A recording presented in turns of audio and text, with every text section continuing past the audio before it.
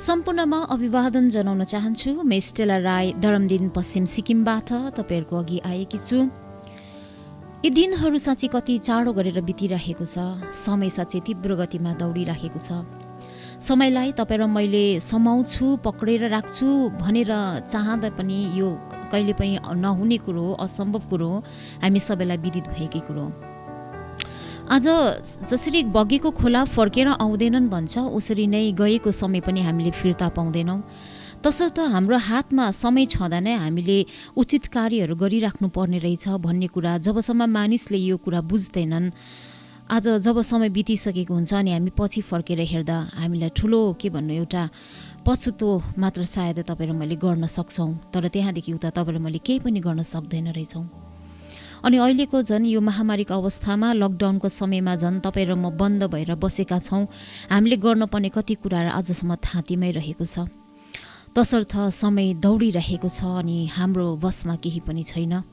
अनि समय छँदा नै सायद तपाईँ र मैले कति कुरो गर्नुपर्ने थिएछ भन्ने कुरा आज यो कुरामा घोतेलेर बसिराखेको समयमा एउटा कविता गर्ने इच्छा लाग्यो। अनि यस कवितालाई आज हजुरको समक्षमा म वाचन पनि गरिराखेकी छु।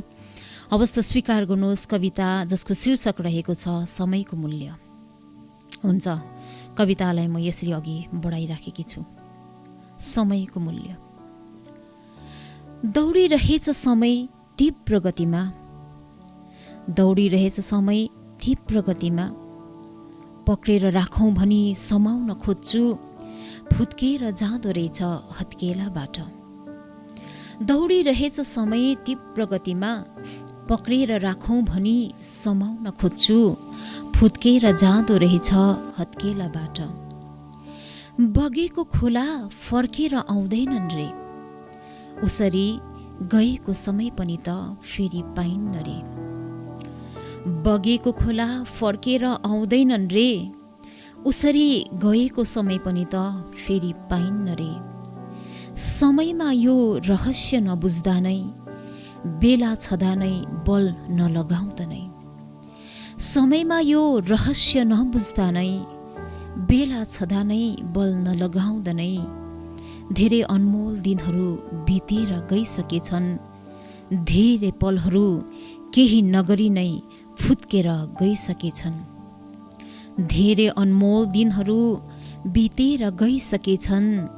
धेरै पलहरू केही नगरी नै फुत्केर गइसकेछन्।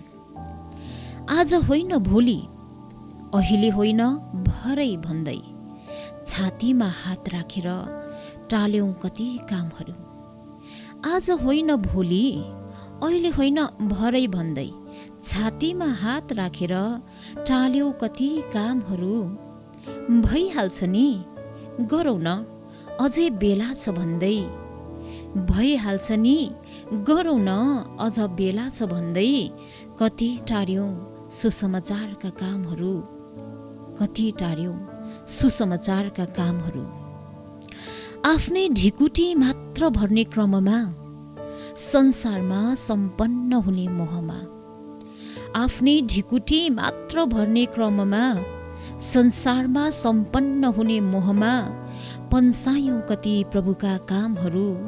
पन्सायौं कति प्रभुका कामहरू। बेला त अझै छ, घाम डुबेको छैन भन्दै। बेला त अझै छ, घाम डुबेको छैन भन्दै आफ्नै धुनमा आफ्नै चालमा बितायौं कति दिनहरू। आफ्नै धुनमा आफ्नै चालमा बितायौं कति दिनहरू। फर्केर आज पछि हेर्दा, फर्केर आज पछि हेर्दा अहो क्षितिज पारी घाम त डुब्न तयार पो रहेछ। फर्केर आज पछि हेर्दा अहो क्षितिज पारी घाम त डुब्न तयार पो रहेछ। केही नगरी स्वर्गको लागि केही नकमाई जाने बेला त आइपुसकेछ। केही नगरी स्वर्गको लागि केही नकमाई जाने बेला त आइपुसकेछ। अहो सृष्टिकर्ता सामु कसरी खाली हात जाने भन्दै।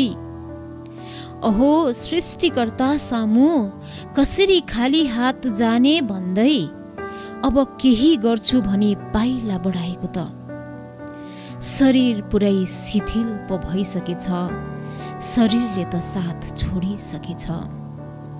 अहो सृष्टिकर्ता सामु कसरी खाली हात जाने भन्दै अब केही गर्छु भनी पाइला बढाएको त शरीर पुरै शिथिल पो भइसकेछ, शरीरले त साथ छोडिसकेछ। आज र भोलि भन्दा भन्दै समयले त डाँडा काटिसकेछ।